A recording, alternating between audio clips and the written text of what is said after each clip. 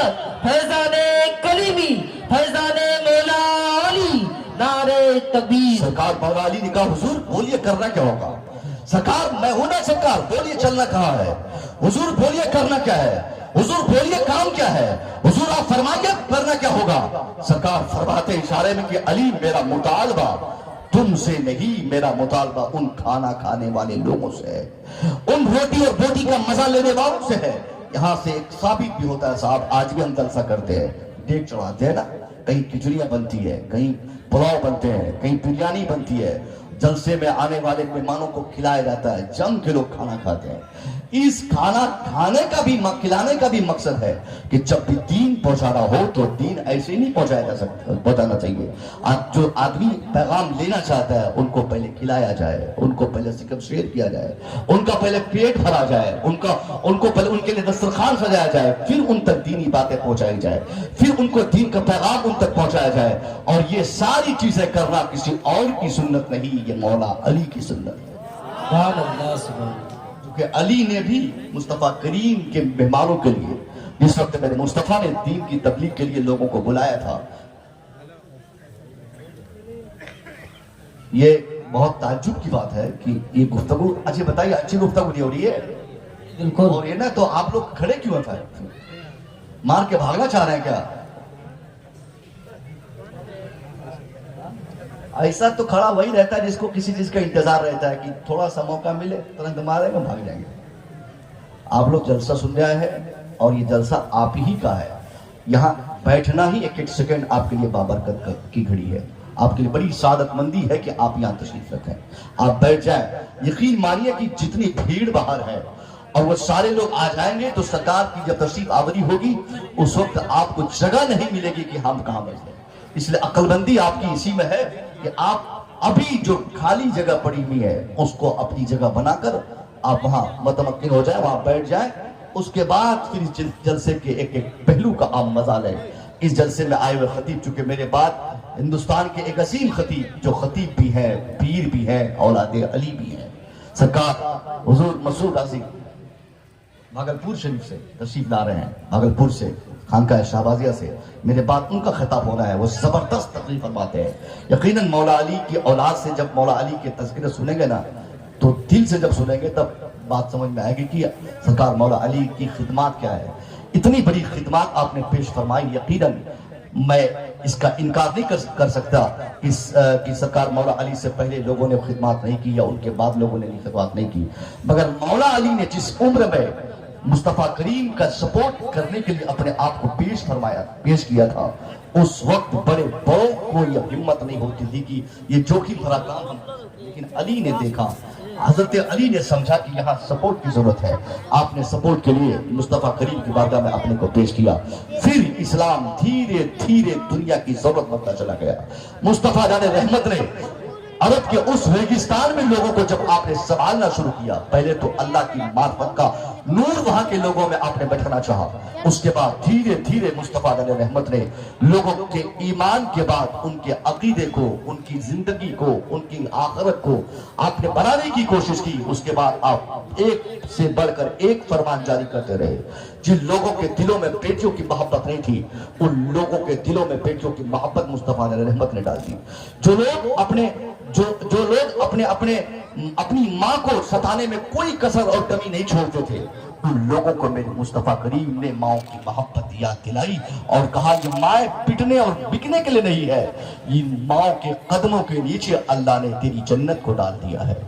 ان بیٹوں کو ماں باپ کی اہمیت کا اندازہ مصطفیٰ علیہ رحمت کے اس وقت ہو گیا، اس زندگی میں ہو گیا۔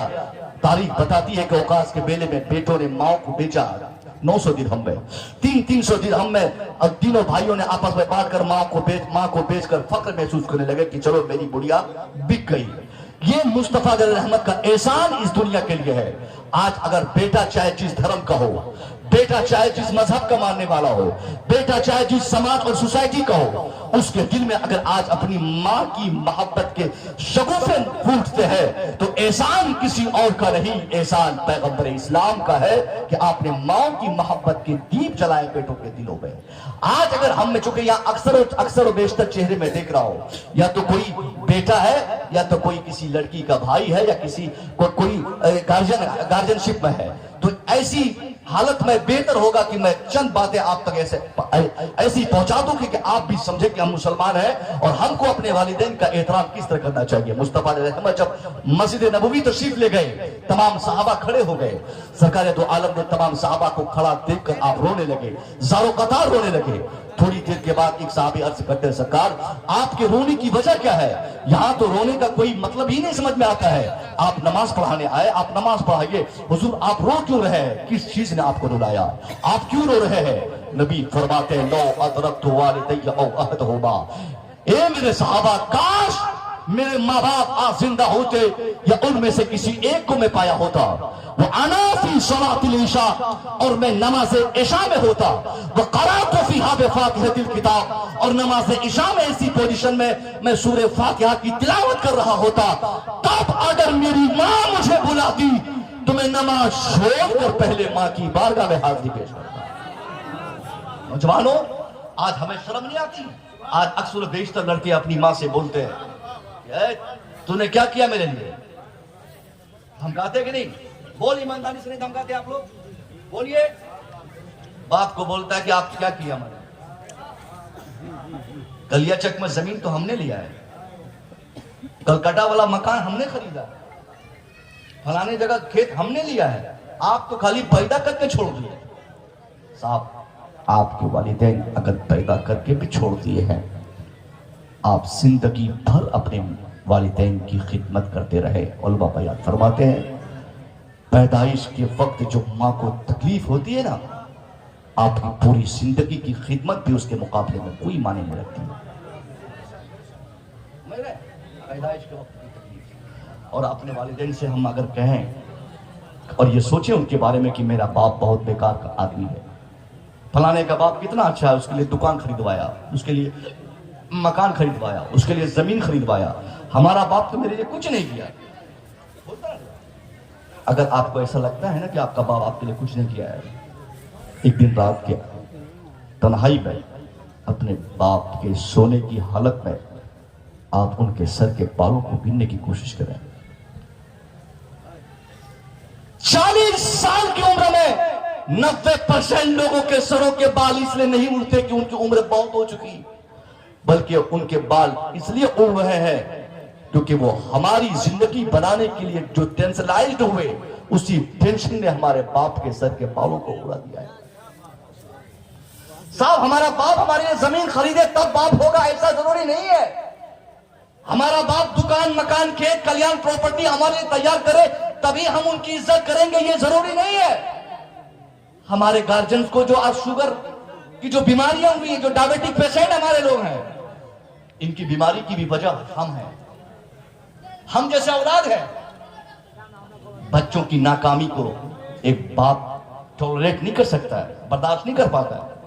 जब बर्दाश्त नहीं करता तो उसी टेंशन में 40 साल से पहले ही एक गार्जियन को शुगर की बीमारी हो जाती है। और हम बोलते हैं कि आपने मेरे लिए क्या किया,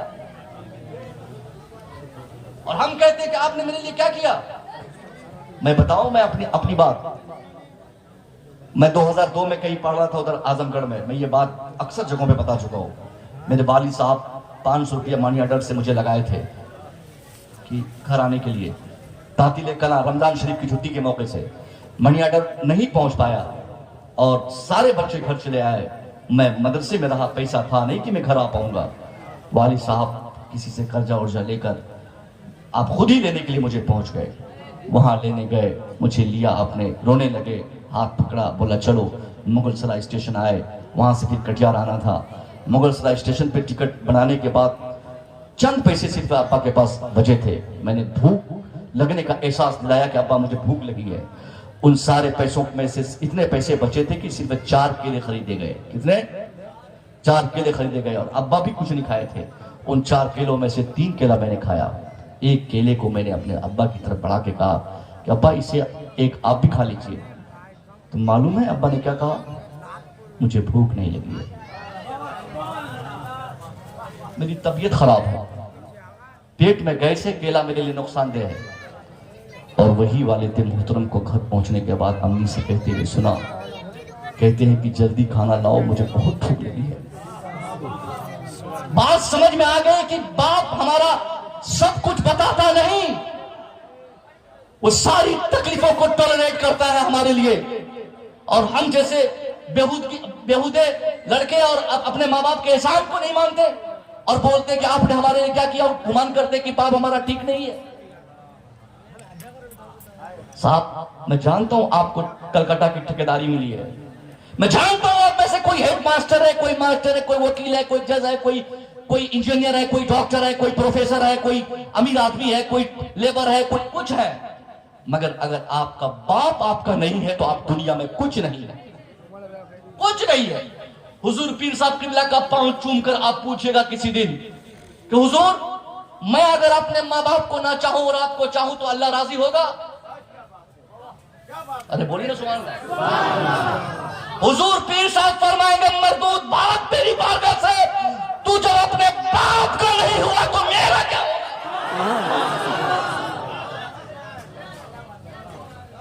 दुनिया में किसी पीर को बताओ, नारे तकबीर, नारे रिसालत, नारे रिसालत, उलमाए अहले सुन्नत, उलमाए अहले सुन्नत, नारे तकबीर, कलीमी कॉन्फ्रेंस, नारे तकबीर, नारे रिसालत। एक पीर बताइए दुनिया का, कोई एक पीर बताइए जिनकी विलायत की वजह उनके वालिदैन न रहे हों। सरकार गौसे आजम के ताल्लुक से हम लोग अक्सर बोलते रहते हैं, जलसों में अक्सर बोलते हैं कि गौसे आजम ने इतने मुर्दों को जिंदा किया, और आप मचलते हैं। और ये हमारे मीडिया वाले भाई लोग वो एक क्लिप डालेंगे, गौसे आजम ने 5000 मुर्दों को जिंदा कर दिया। ऐसा मालूम पड़ता है कि ये लोग उस वक्त गिनती करने के लिए मौजूद थे वहां पर, एकदम गिन के बोल लिखता है उसमें थंबनेल पे 10,000 लोगों को एक मर्तबा में गौसे आजम ने जिंदा फरमा दिया। अरे गिनने के लिए मौजूद थे आप लोग, आपका वाईफाई था, ये कनेक्टिविटी थी, ये सोशल मीडिया थे। नहीं, गौसे आजम की करामत बताने बिल्कुल बताइए, बिल्कुल आपके ताल्लुक से ये वाकया सही है कि आपने हजारों नहीं अनगिनत मुर्दों को आपने जिंदा किया, मगर कभी हमने ये नहीं सुना कि गौसे आजम की जिंदगी की सबसे बड़ी करामत क्या है। मुर्दों को जिंदा करना अल्लाह के वली के लिए कोई बहुत बड़ी बात नहीं है। जो चाहे करे, जो ना चाहे ना करे। जैसे हमारे हुजूर पीर साहब किबला आए हैं, इनको भी अल्लाह ने ऐसा ऑथराइज किया है, ये भी चाहे तो ऐसा कर सकते हैं, और अगर नहीं करना चाहे तो आप परेशान नहीं बना सकते। वली होने के लिए जरूरी नहीं कि वो आदमी हवा में उड़े, वली बनने के लिए जरूरी नहीं कि पानी में तैर कर सरकार जुनैद बगदादी की तरह नमाज पढ़े, तभी आप बोलेंगे, तभी हम वली मानेंगे कि आप पहले एक बार तैर के पानी में मसल्ला बिछा के नमाज पढ़िए तब वली मानेंगे। वो सारी चीजें तो जो अल्लाह वालों के लिए लेफ्ट हैंड की बात है। अगर सबसे बड़ी करामत देखनी हो गौसे आजम की ना, नौजवानों गौर से सुनो, अगर आपका दिल नहीं बदल गया आज, फिर दोबारा मेरी तकरीर आप कभी मत सुनना, अगर आपने दिल से सुन लिया आज। सरकार गौसे आजम ने अपनी जिंदगी में बेशुमार करामात दिखाए, और आपकी किसी करामत का किसी दूसरी करामत से तुलना करना भी बेकार है। मगर आपकी जिंदगी की मेरी निगाहों के एतबार से अगर आप देखेंगे तो सबसे बड़ी करामत वो नहीं जो आपने मुर्दों को जिंदा किया, वो नहीं जो आप एक सेकंड में कई 70 मुरीदों के घर जाकर आपने इफ्तार फरमाई, बल्कि आपकी जिंदगी की सबसे बड़ी करामत शरीफ वो थी कि 13 साल की उम्र शरीफ में गुंडों नवाजियों के बीच में आपने रहकर अपनी मां के किए वादे को याद रखा और सच बोलकर दुनिया को दिखा दिया।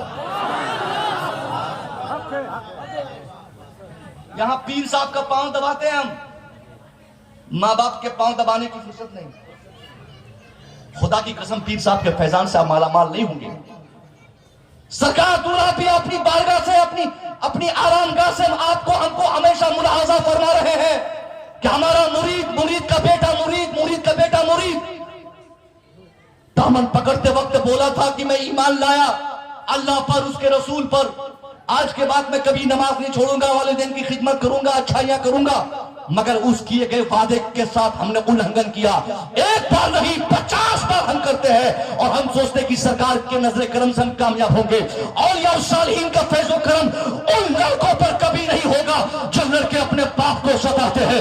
اسی مکان میں رہنے والا, فرائض پہ اڑنے والا, زمین خریدنے والا, مکان بنانے والا, کلکتہ ہو, دلی ہو, چنئی ہو, حیدرآباد ہو, کانپور ہو, ساری کیپٹل سٹی ہو, ہندوستان کے باہر ہو, دنیا کی جس آبادی میں ہم گھس جائے, سارے پیسے ہمارے پاس ہو جائے, سب سے بڑا سپر پاور ہو جائے, صرف ہمارا باپ ہم سے ناراض رہے تو اللہ کی قسم دنیا کے سارے